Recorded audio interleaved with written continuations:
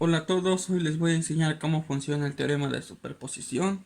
Este sistema permite analizar y resolver circuitos. Mediante estas características, dice, se tiene tantos circuitos como fuentes. Aquí en este circuito tenemos dos fuentes, o sea que vamos a tener dos circuitos. Fuentes de voltaje se cierran, esta fuente de voltaje se va a cerrar. Fuentes de corriente se abren, en este caso esta fuente de corriente se va a abrir. Ya, pasamos al sistema de superposición, vamos a tener dos circuitos. Aquí en este caso, en este circuito se abrió la corriente la fuente de corriente, y en este circuito la fuente de voltaje se cerró. Bueno, ahora lo que vamos a hacer es sacar el voltaje en la resistencia de 10 ohms. Vamos a seguir aplicando el teorema de superposición para facilitar los cálculos.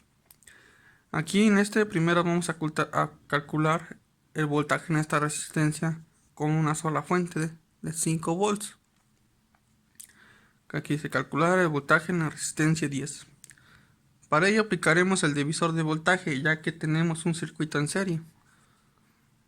Voltaje de 10 ohms es igual a voltaje total por resistencia de 10 ohms entre resistencia total. Aquí tenemos el voltaje, se multiplica por los 10 ohms entre la resistencia total, nos da un total de 0.625 volts en esta resistencia. En la siguiente resistencia, en el siguiente circuito también vamos a calcular el voltaje en esta resistencia. En este caso, primero vamos a analizar la fuente. En este caso, como tenemos dos circuitos, la cantidad de corriente se divide en los dos. Esto significa que solamente la mitad de la corriente va a pasar. Como decía, la mitad de la corriente va a pasar por esta resistencia. Entonces la fórmula quedaría: voltaje en resistencia de 10 ohms es igual a la corriente por la resistencia de 10 ohms.